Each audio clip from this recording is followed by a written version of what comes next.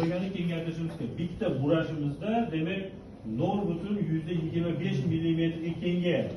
Bu nima degani? Bir tomonga 0,1125 ga, bir tomonda 0,1125 ga kengayadi degani. Demak, men 4 marta buratganimda bu odatda standart vintlarda 1 mm kengayadi. Menga aytaylik bemor uchun 8 mm kengayishi kerak. Bir tomon 4 mm, bir tomon 4 mm. Demak, har 3 kunda bitta burasam, 4 marta buraganda har 12 kunda 1 mm kengayadi. Har 12 kunda.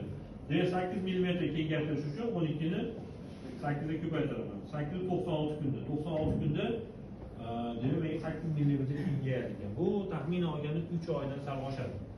Lekin bitta narsani hisobga olaylik. Jag'larni qarshilik kuchini hisobiga vintlarda qaytish effekti bor. Bu nima degani? Ras buradingizmi, jag'da qarshilik hisobiga ma'lum qismi orqa qaytadimi?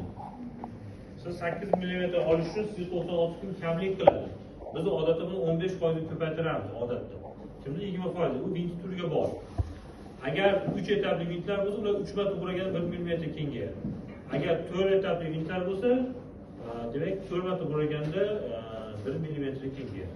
Shuning uchun hisoblab berayotganda aynan qaytish effektini olinglar. Oxiriga kelganda 7 mm, 8 mm ga yaqinlashayotganda qaytish effekti ko'payib ketadi. Shuning uchun biz 2 marta buraydi deymiz. Bitta burash qaytgan taqdirda ham ikkinchi burash bizning foydamizga qoladi. Xo'p.